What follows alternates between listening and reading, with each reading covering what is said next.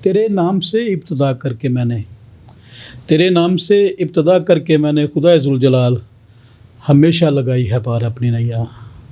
मोअज़्ज़ज़ नाज़रीन, एक नए प्रोग्राम और एक नई मोअज़्ज़ज़ मेहमान शख्सियत के साथ आपका मेज़बान Tariq Seraj Chaudhary, programme the truth with Tariq Chaudhary हाज़िर खिदमत है।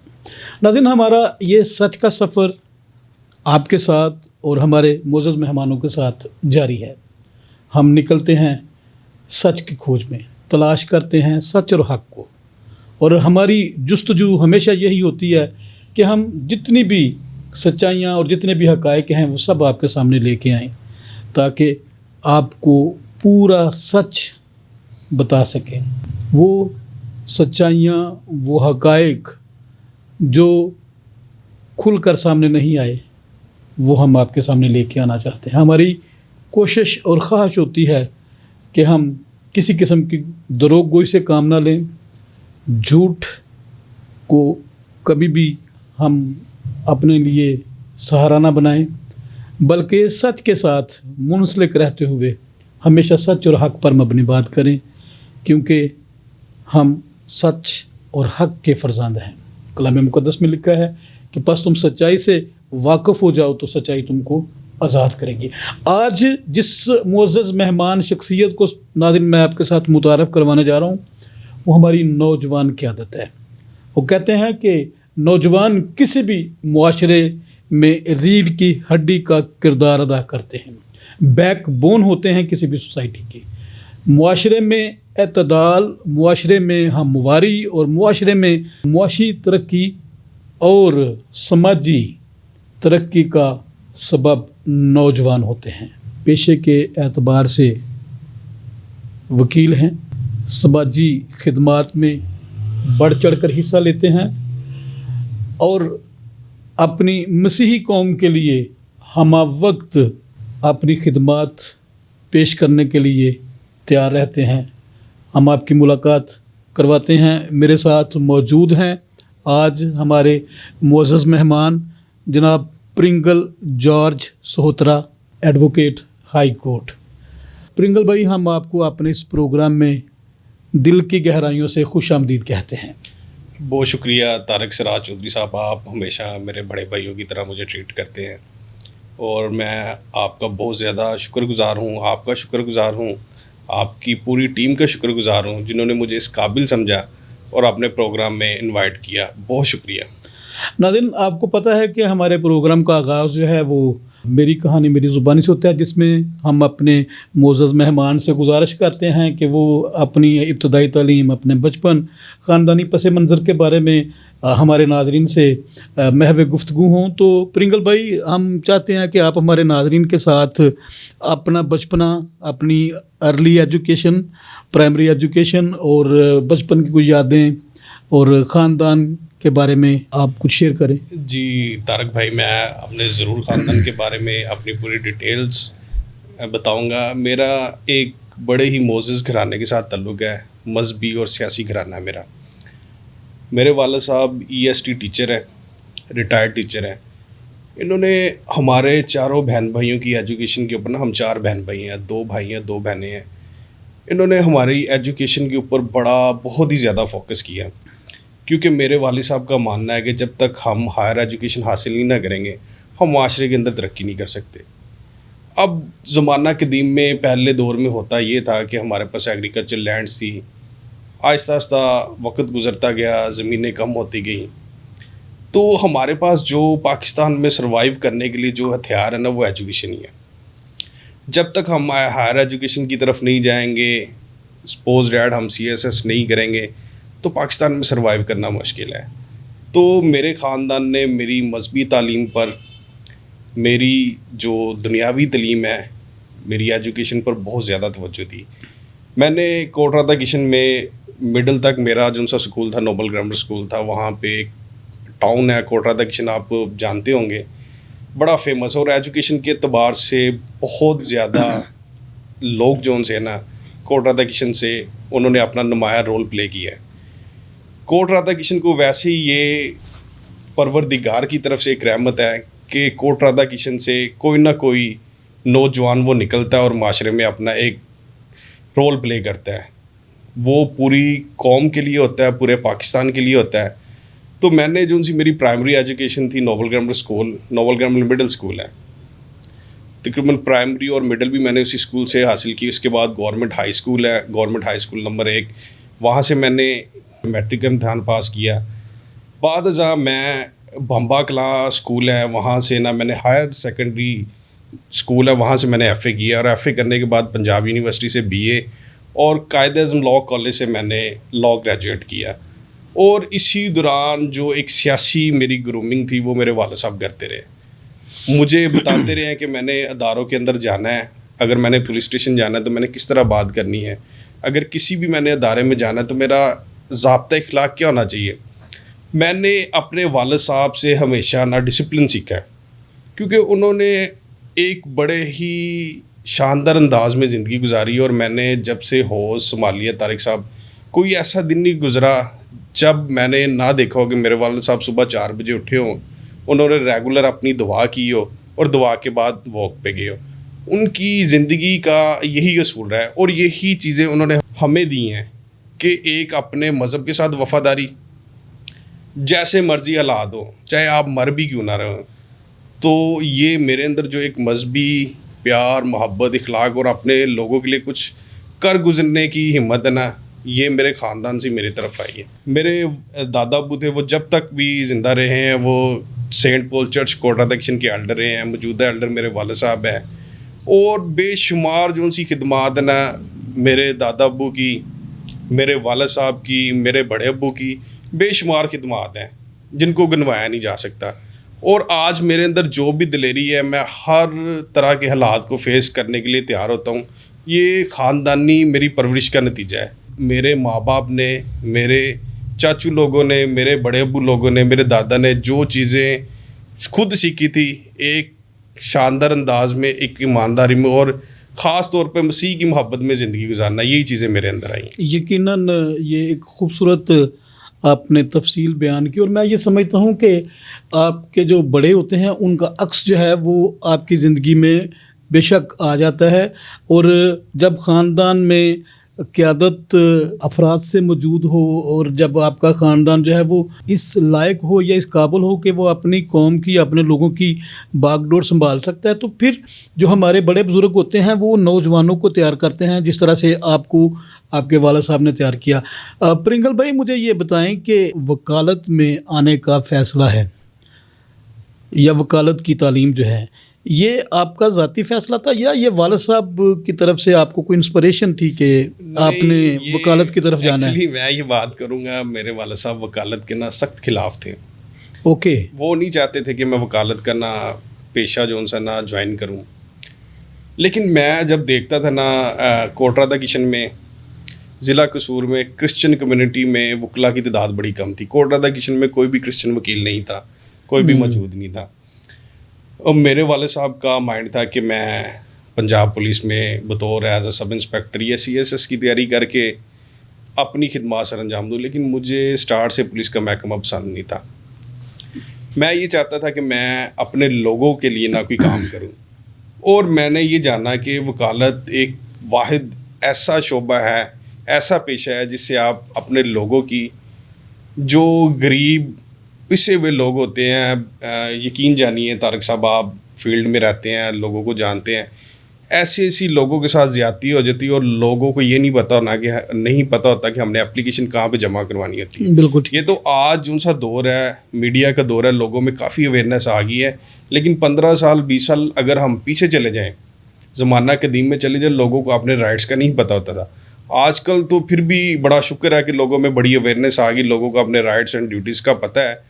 تو میرا جو سا مقصد یہی تھا، میرے پاس بڑی اچھی اپرچونیٹیز تھی کہ میں یو ایس اے، کینیڈا، کسی بھی ملک میں جا کے اپنی بڑی آرام دہ زندگی گزار سکتا تھا.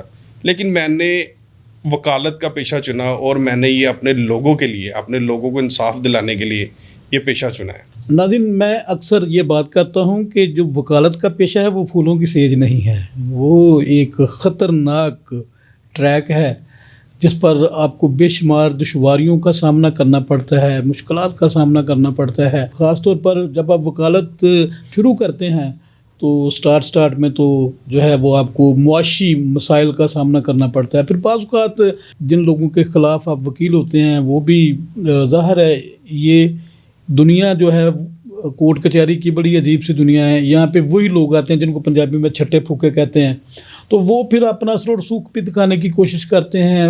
بعض اوقات آپ کے خلاف جو ہے وہ 100 طرح کی سازشیں بھی کرنا شروع کر دیتے ہیں. لیکن مضبوط اعصاب کے جو لوگ ہوتے ہیں یا جنہوں نے اس پیشہ کو اپنے لوگوں کی خدمت کے لیے یا کسی خاص مقصد کے لیے, ویژن کے لیے جنہوں نے چنا ہوتا ہے, وہ بالکل بھی گھبراتے نہیں ہیں, بلکہ وہ ان تمام باتوں کو, ان تمام چیزوں کو ایز چیلنج قبول کرتے ہیں اور پھر وہ جو سوچ کے آئے ہوتے ہیں وہ اس کو کر گزرتے ہیں. پرنگل جارج میرے چھوٹے بھائی ہیں, میں ان کو جانتا ہوں کہ یہ اپنی قوم کے حقوق کے لیے ہمیشہ جو ہے انہوں نے اسٹرگل کی, کوشش کی. اور جب یہ وکیل نہیں بھی تھے تب بھی ان کی یہ کوشش ہوتی تھی کہ میں اپنی قوم کے لیے کچھ نہ کچھ کروں. اور میں اس بات کا گواہ ہوں کہ یہ ان کے اندر جو لگن ہے, جو جذبہ ہے, وہ ضرور ان کو اس مقام تک لے کے جائے گا جس کا خواب انہوں نے دیکھا. پرنگل بھائی, وکالت اور پھر وکلاء کی سیاست, یہ تو بات طے ہے کہ ہر وکیل جو ہے وہ لیڈر ہوتا ہے, اس لیے کہ وہ ایک ویژن کو ساتھ لے کے چل رہا ہوتا ہے, اس لیے کہ وہ جو لوگ اس کے کلائنٹس ہوتے ہیں وہ ان کا محافظ بھی ہوتا ہے, ان کے حقوق کا محافظ ہوتا ہے.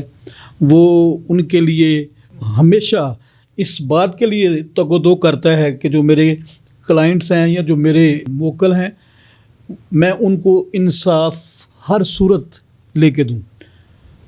اس کے ساتھ ساتھ آپ وکلا سیاست میں بھی, عملی سیاست کا آپ نے بتایا کہ چونکہ آپ کے خاندان میں عملی سیاست آلریڈی موجود تھی, لیکن وکلا سیاست میں آپ کا آنا کیسے ہوا؟ بالکل طارق بھائی, آپ نے ایک بڑا زبردست کوشچن کیا ہے. میں جب وکلا سیاست میں آیا نا, خاص طور پہ یہ جو کلیب کی سیاست تھی اس میں بڑے ڈاؤن فال تھے. میں ہمیشہ جو انسان نا کوشش کرتا ہوں کہ نا اداروں کے اندر ریفارمز آئیں. ہم نے نا بڑا کرٹیسزم کر لیا, ہم نے لوگوں کو یا اداروں کو بہت برا بھلا کہہ دیا ہے, لیکن اب جو ضرورت ہے نا وہ ریفارمز کی ہیں کہ اگر آپ کسی بھی سسٹم میں چینج لانا چاہتے ہیں تو آپ کو اس سسٹم کا حصہ بننا پڑے گا ضرور. کیونکہ میں ٹوٹلی طور پہ پروفیشنل بندہ ہوں, میں نے اپنے استاد سے چیز سیکھی ہے. یہ میرے استاد پروفیشنل آپ جانتے ہیں.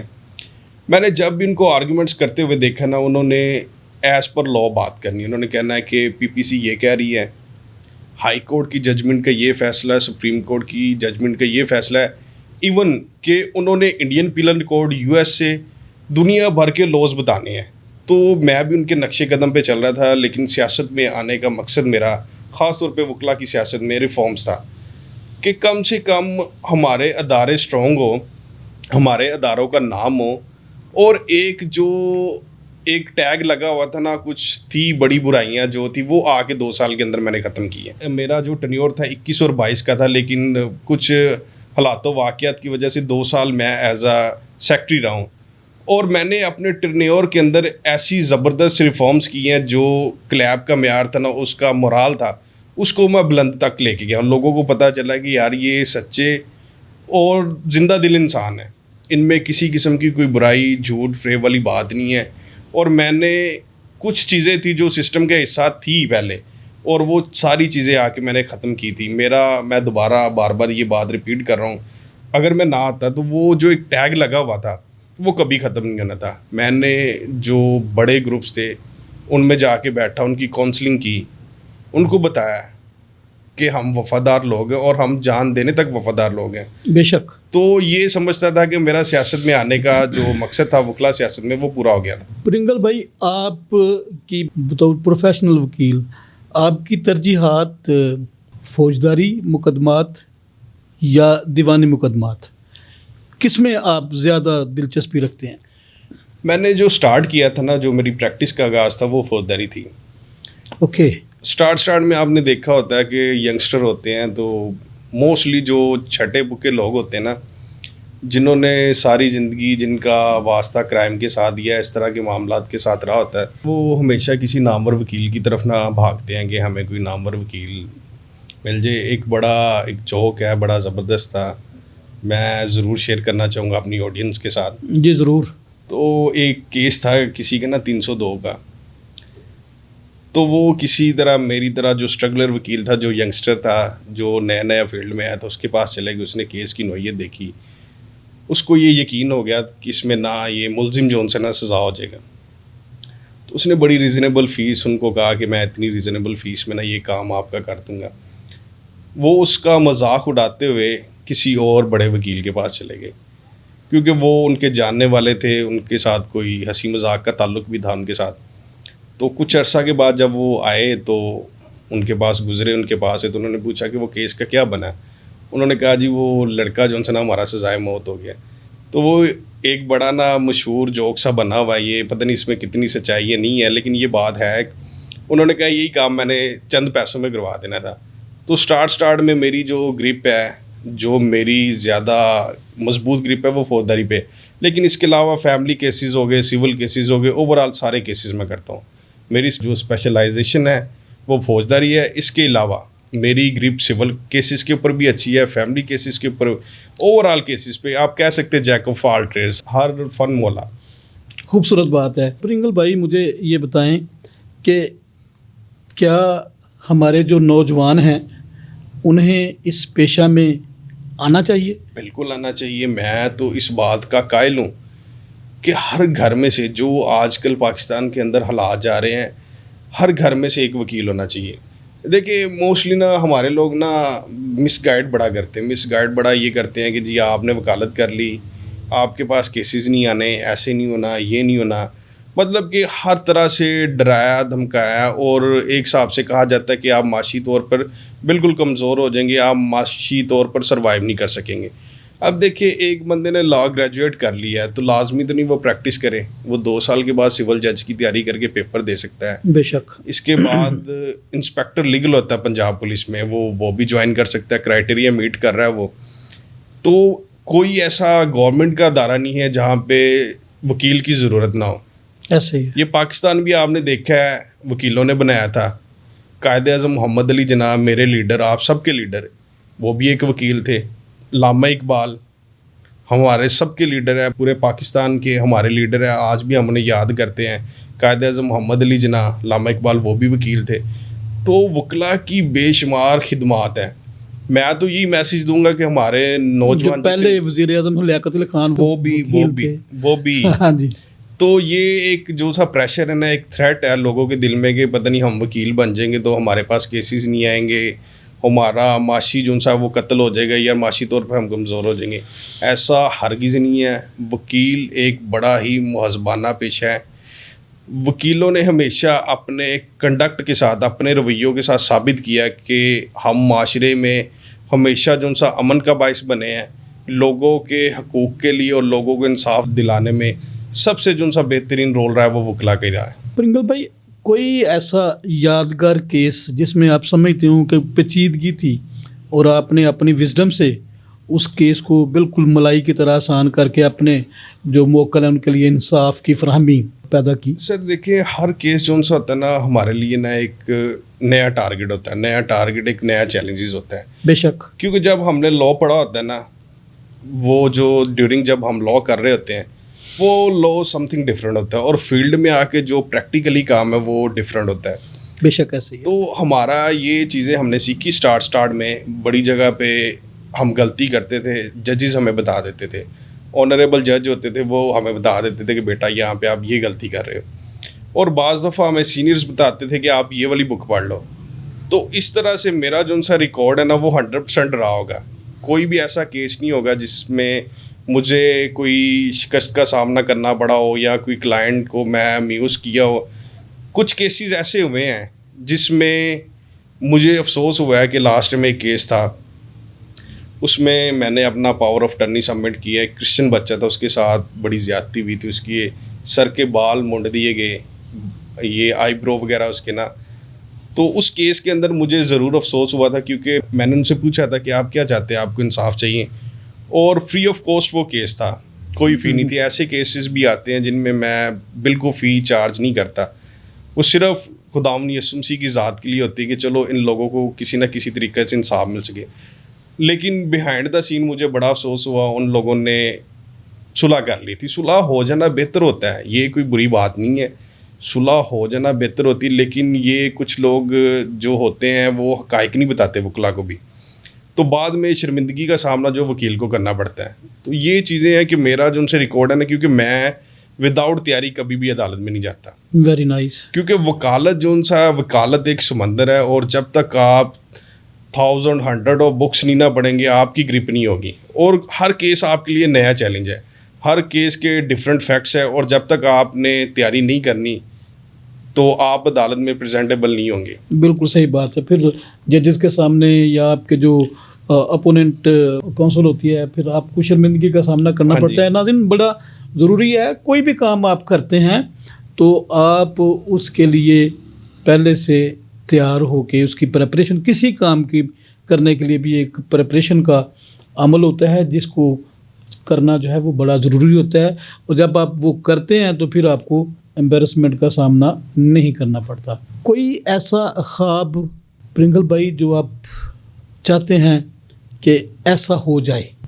بالکل طارق بھائی, آپ نے ایک زبردست کوشچن کیا ہے. میرا خواب ہے, اگر آج ہم خواب دیکھیں گے نا, کل سولیوں پہ گلاب دیکھیں گے. میرا جو خواب ہے نا, کہ میں چاہتا ہوں کہ میری قوم کا بندہ جو ان سے نا وہ وزیر اعظم پاکستان ہو. آمین. وزیر اعظم پاکستان ہو, میرا یہ خواب ہے.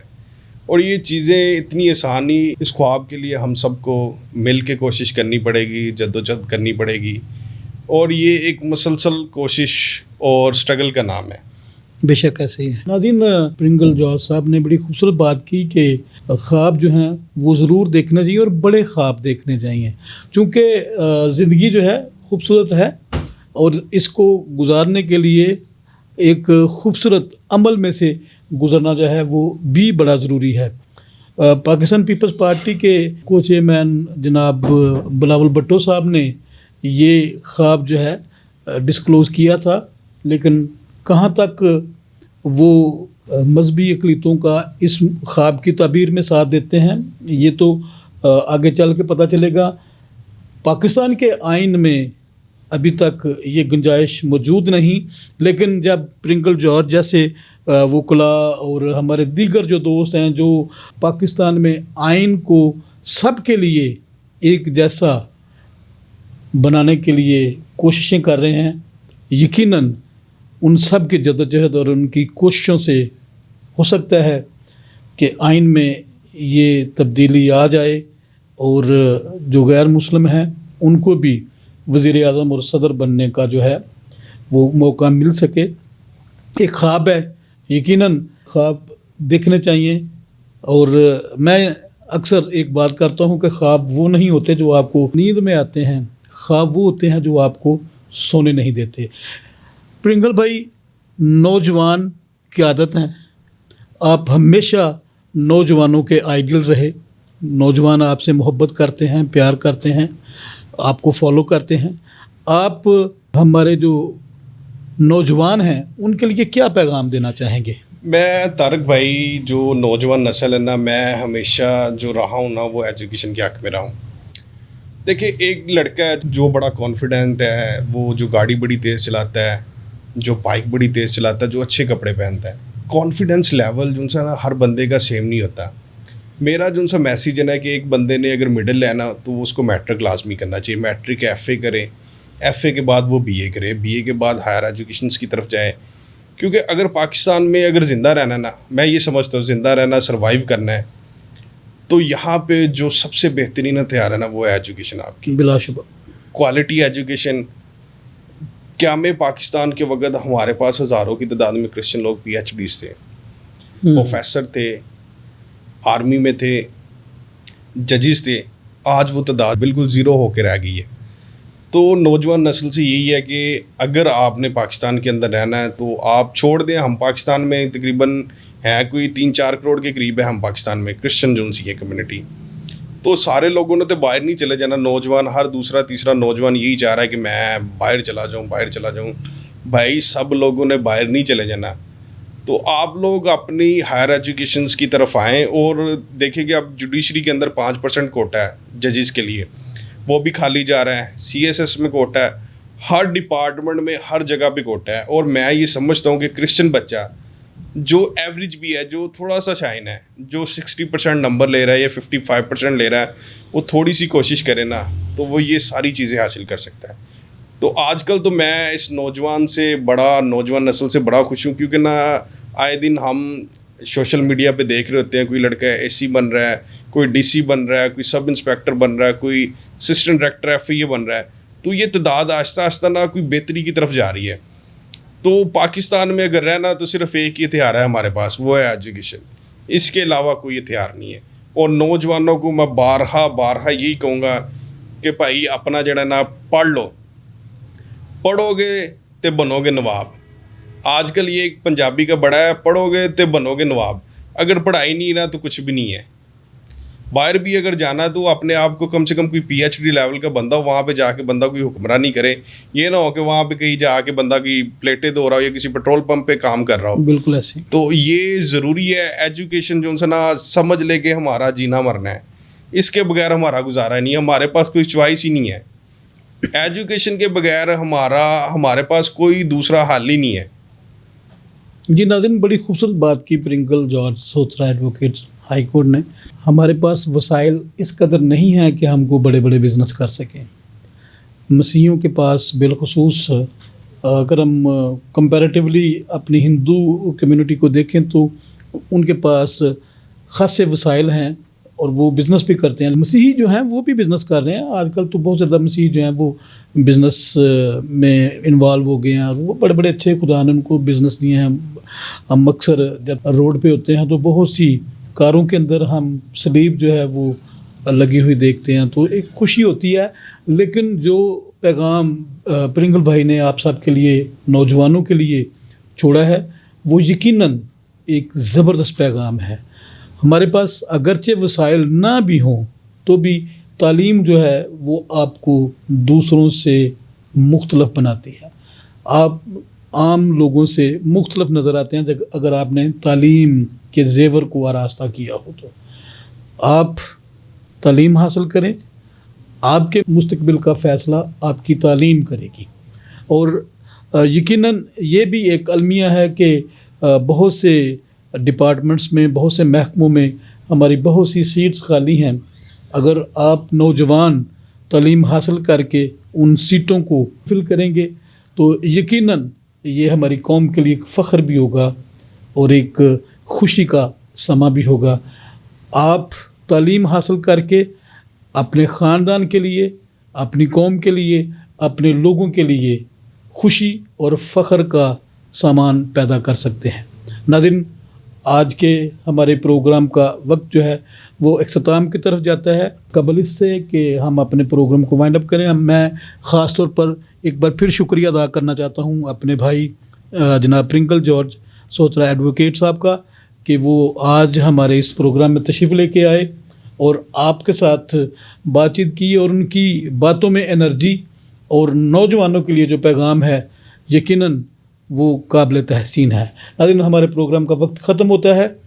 اگلے پروگرام میں کسی اور معزز مہمان کے ساتھ آپ سے دوبارہ ملاقات ہوگی. مجھے طارق سراج چودھری اور میرے کیمرہ مین طارق پیارا کو اجازت دیجیے. پاکستان زندہ باد.